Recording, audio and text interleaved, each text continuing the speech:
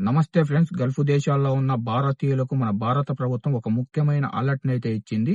ప్రస్తుతం గల్ఫ్ దేశాల్లో ఉన్న యుద్ధ వాతావరణ పరిస్థితులను దృష్టిలో పెట్టుకొని మినిస్ట్రీ ఆఫ్ ఎక్స్‌టర్నల్ అఫైర్స్ మరియు గల్ఫ్ దేశాల్లో ఉన్న మన ఇండియన్ ఎంబసీ కార్యాలయాలు కొత్త ట్రావెల్ గైడ్‌లైన్స్‌నైతే విడుదల చేశాయి.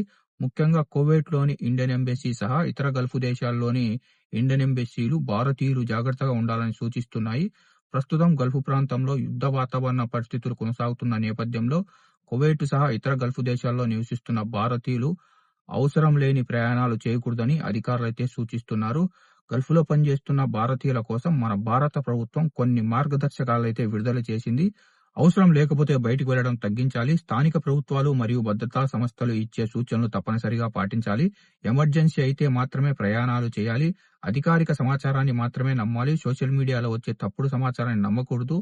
ఎలాంటి ఎమర్జెన్సీ పరిస్థితి వచ్చినా వెంటనే ఇండియన్ ఎంబసీకి సంప్రదించాలని మన భారత ప్రభుత్వం గల్ఫ్‌లో ఉన్న మన భారతీయులను కోరింది. ప్రస్తుతం గల్ఫ్ దేశాల్లో సుమారు 1,00,00,000 మంది భారతీయులు నివసిస్తున్నారు. అందుకే వారి భద్రత కోసం భారత ప్రభుత్వం పరిస్థితిని దగ్గరగా పరిశీలిస్తుంది. అలాగే కువైట్, ఖతార్, యుఏఈ మరియు ఇతర గల్ఫ్ దేశాల్లో ఉన్న భారతీయులు అప్రమత్తంగా ఉండాలని, అవసరం లేని ప్రయాణాలు తగ్గించాలని ఎంబసీలు అయితే మరోసారి స్పష్టం చేశాయి.